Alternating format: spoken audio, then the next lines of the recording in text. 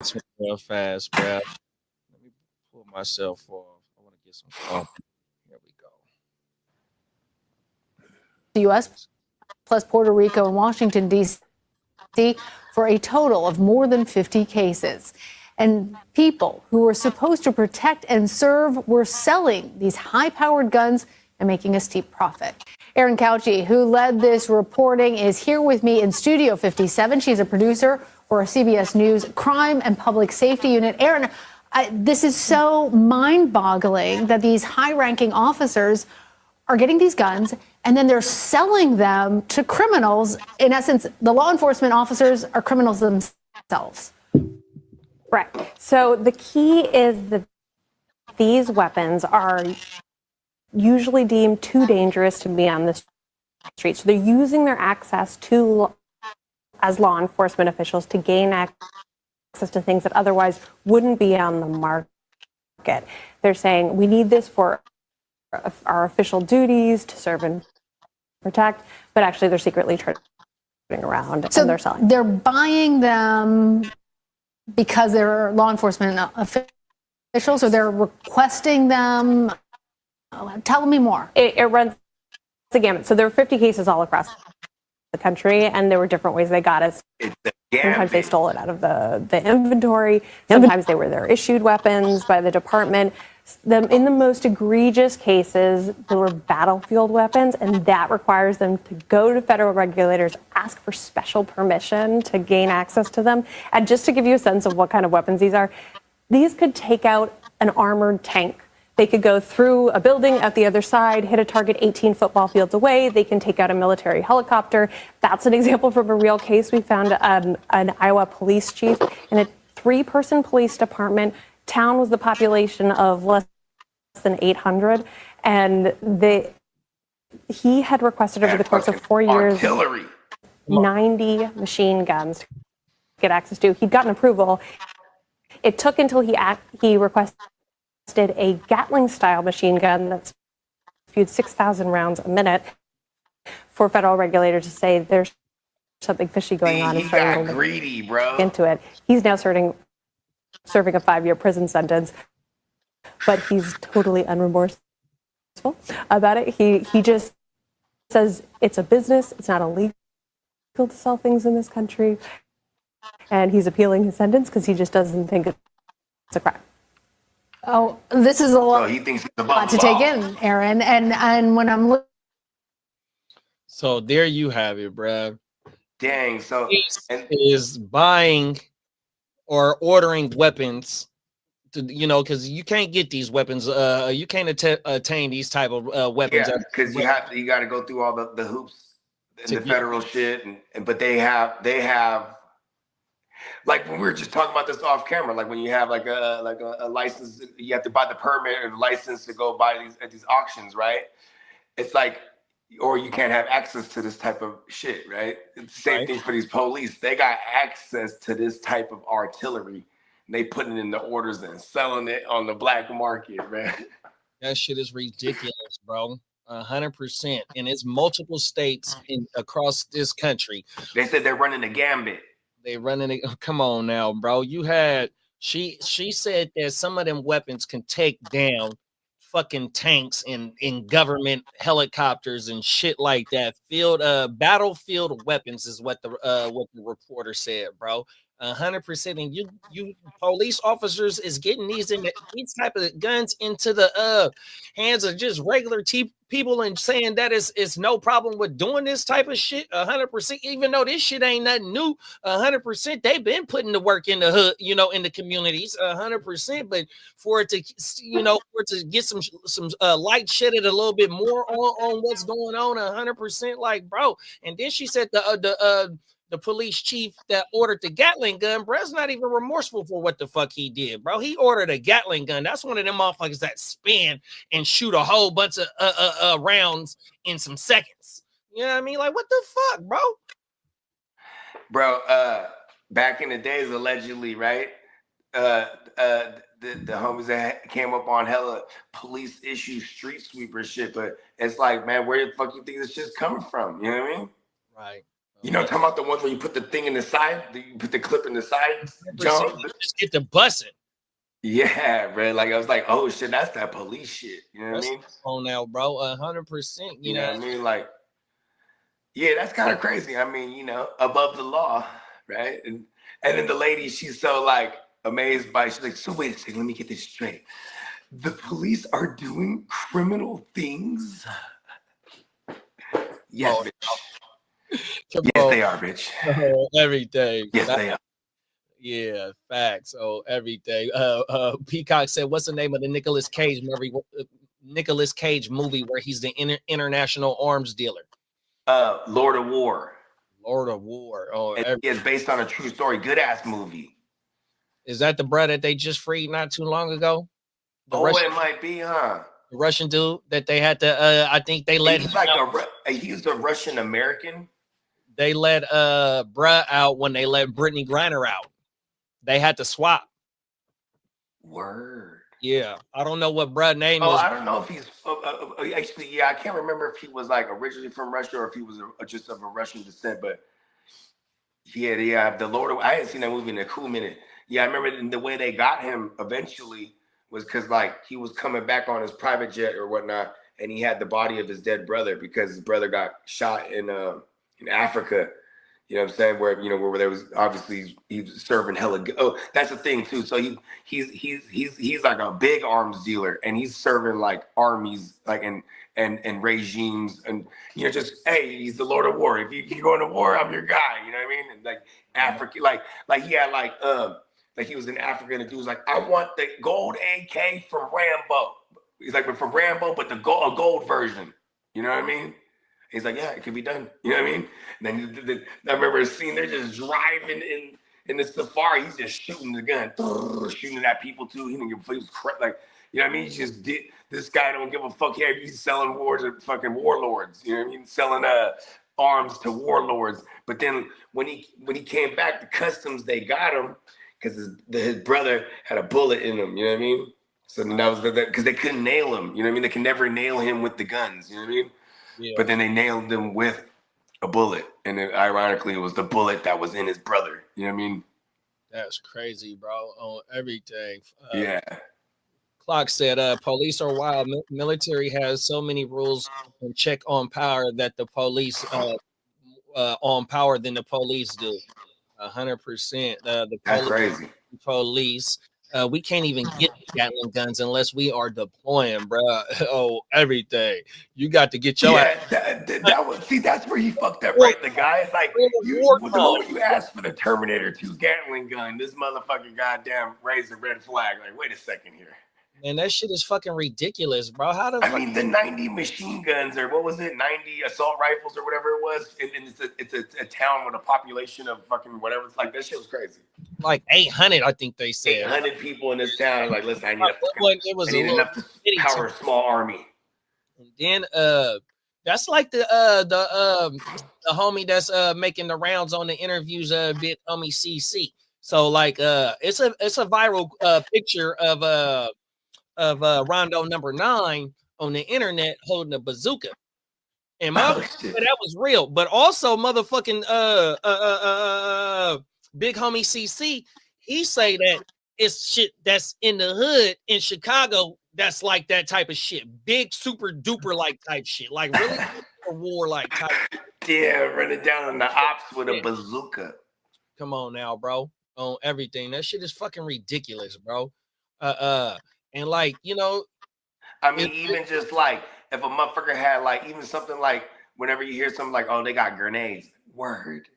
They got the plug on grenades. Like, you know what I mean? You're like, how the fuck does someone get grenades, right? Even to something like that. Like, I'm like, that's crazy. No, 100%, bro. Yeah, man.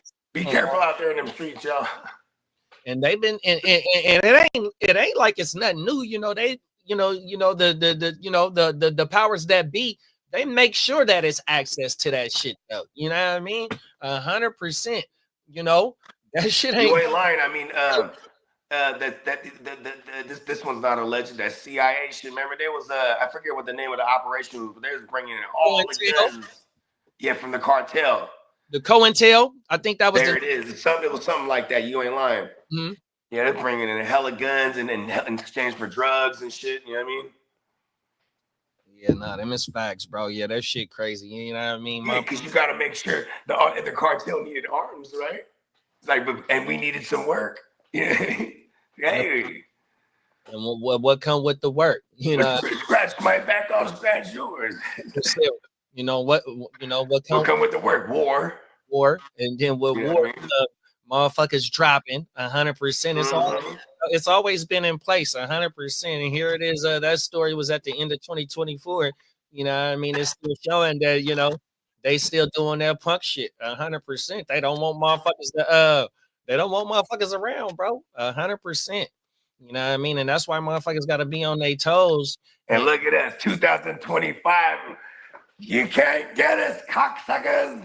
Come on now, 100%. Motherfuckers got to stay thinking, man, and not always trying to push the first reaction is to do something to somebody. You know, I understand if a motherfucker push up on you and shit like that, but you know, we got to be a little bit smarter, man, because you know it's already getting harder and harder. So you know what I mean. You just be careful out there. You know what I mean, and just keep your head on the swivel, man. 100%, because it shows you that they still doing this fuck shit. 100%. It ain't went nowhere. It ain't going nowhere. They got big weapons, and they putting them out there on these. Putting them out there on the streets.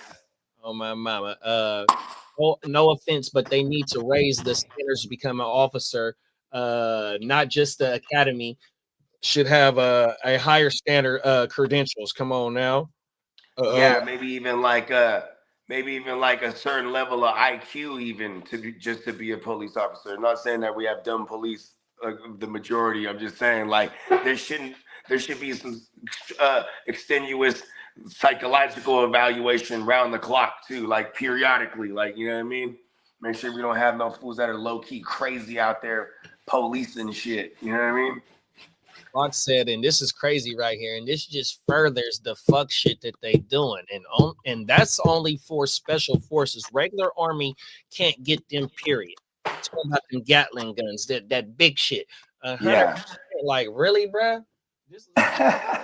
Get on these streets. They're always talking about these mass shootings, and don't you gotta like mount that shit on some shit?